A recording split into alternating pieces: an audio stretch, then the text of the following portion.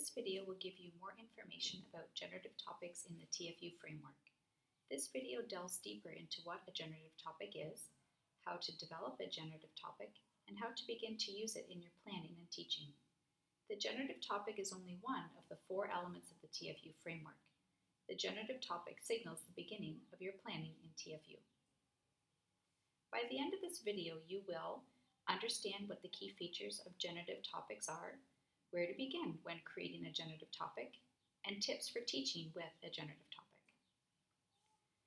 Generative topics can be defined as issues, themes, concepts, or ideas that provide enough depth, significance, connections, and variety of perspectives to support students' development of powerful understandings. There are 2 important criteria for generative topics. The first is that generative topics are central to one or more discipline, and second, the generative topic engages students' interest and allows students to make connections to their own personal experiences. There are 5 key features to generative topics. The first feature is that generative topics are central to one or more discipline or domains. Oftentimes, generative topics would be of interest to professionals in that particular field of study and therefore help students move to more sophisticated work in that discipline. Second, generative topics are interesting to students. The topics can and should vary with age, social and cultural context, personal interests, and intellectual experiences. Third, generative topics are interesting to the teacher. Your passion for and curiosity about a particular issue or question will serve as the best model for students who are just learning how to explore the unfamiliar and complex territory of open-ended questions. Fourth, generative topics are accessible.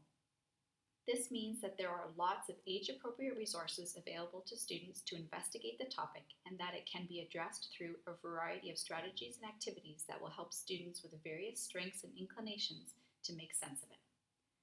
And finally, generative topics offer opportunities for multiple connections. They give students the chance to make connections to their previous experiences both in and out of school. Generative topics have an inexhaustible quality. They can always be explored more and more deeply. Here are some examples of generative topics. In biology, endangered species and climate change. In mathematics, the concept of zero, or size and scale. In history, revolutions, or power. In literature, multiple perspectives in writing and storytelling. When planning to create a generative topic, it is a good idea to start with your team or department. Brainstorming with your colleagues about what interests you most and what topics have sparked your students' interest in the past is a good way to develop a list of possible topics.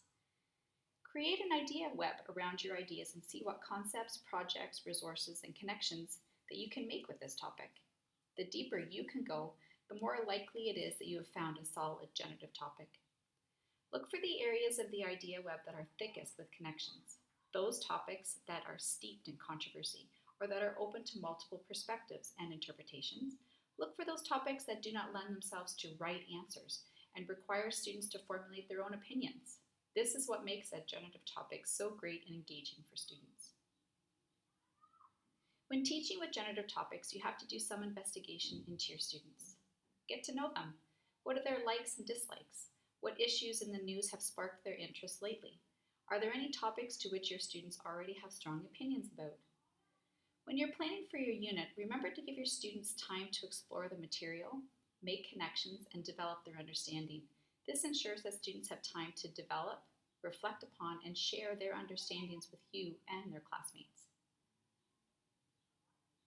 After watching this video, you now know more about generative topics as a part of the Teaching for Understanding framework. You know the key features of generative topics, where to begin when creating a generative topic, and tips for teaching with generative topics. Some final thoughts about generative topics. When you're making your plans for your TfU units, consider these questions.